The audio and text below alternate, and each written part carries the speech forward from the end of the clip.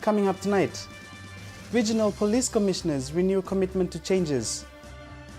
Lao Group rated amongst the best in the world. And Fiji under-23 soccer team a step closer to 2012 Olympics. Good evening, I'm Michael Ranamalo. The second MSG Police Commissioners Conference concluded yesterday after 2 days of intensive but constructive deliberations by the member Melanesian Spearhead Group Police Commissioners and their respective delegations from the region. The outcomes, however, will then be presented to the senior officials meeting leading up to the MSG Leaders Summit next week. The two-day MSG Police Commissioners Conference in Suva is an indication of the commitment by member countries to further deliberate, adopt and implement strategies that will help elevate the standards and services of our police force in the Pacific region. The deliberations of the past 2 days had further generated a renewed sense of commitment and determination by the four major MSG police forces in ensuring that the discussions were translated into realistic or tangible outcomes and results. And if the solution is not implemented, then meeting is another journey down memory lane. I recall that sentiments uttered by the former commissioner of Papua New Guinea, the term NATO, not the North Atlantic Treaty Organization, but no action, talk only. And in that regard, I hope that this forum will execute your mandate in the spirit of the MSG and with its intention. Efficient implementation of outcomes is critical to the effectiveness of policing in the MSG and in the region. The Director General for the MSG Secretariat, Mr. Peter Forau, in acknowledging the work carried out by the PCC Chairman and Fiji's Police Commissioner, Brigadier General Iwan Enaivalorua, added that sharing of ideas and experiences was consistent with the purpose of the Police Commissioners Conference, which is primarily aimed at promoting cooperation amongst police forces in the MSG region. I'm actually very impressed with the way the meeting has gone. The chair is a very able chair. He knows the issues and he was able to guide the meeting towards good outcomes. We're just about to conclude our discussions on the outcomes. But generally, good leadership by the chair, good participation by all commissioners. The end of the two-day meeting also gave the police commissioners an opportunity to visit selected sites of the Fiji police force and further gain knowledge and understanding of the systems and facilities in place. Our canine dog capabilities was also an area that impressed the visiting police commissioners, particularly the delegation from Vanuatu.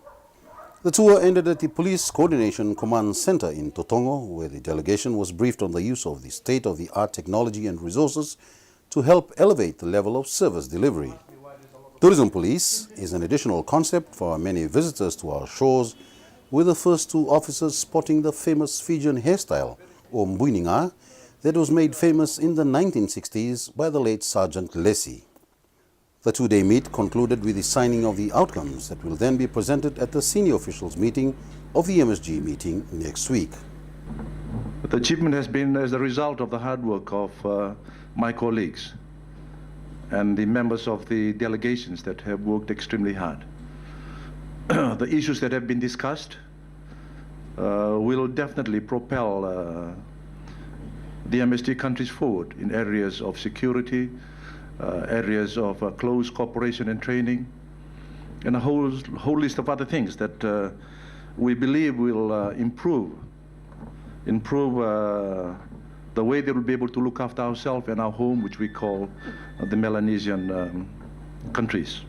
Public Service Commission Permanent Secretary Parmesh Chand has said the impact of government's retirement policy has resulted in a more efficient and effective civil service. Chand says the engagement of more highly qualified and enthusiastic young people has seen some major changes in the human resource capacity of government. Permanent Secretary of the PSC, Parmesh Chand, says the retirement policy was a deliberate and well-planned one that meticulously assessed how vacancies left by retirees could be filled, adding that the establishment of the National Employment Center also present opportunities to identify suitable young people who could fill in the vacuum left by retirees.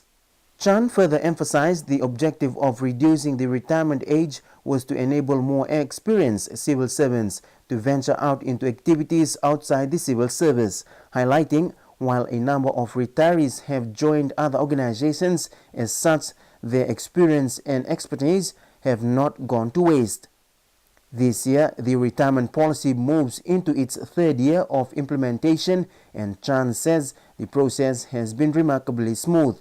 He reiterates that the impact has seen the civil service become more professional, efficient and vibrant with the engagement of young people who have innovative minds. Chan stresses that before the policy was enacted into law, it had undergone a consultations process that saw the inclusion of unions around the country. Coming up after the break, Housing Authority looks at viability of the old capital. Lao rated amongst the best in the world, and ADB grant praised.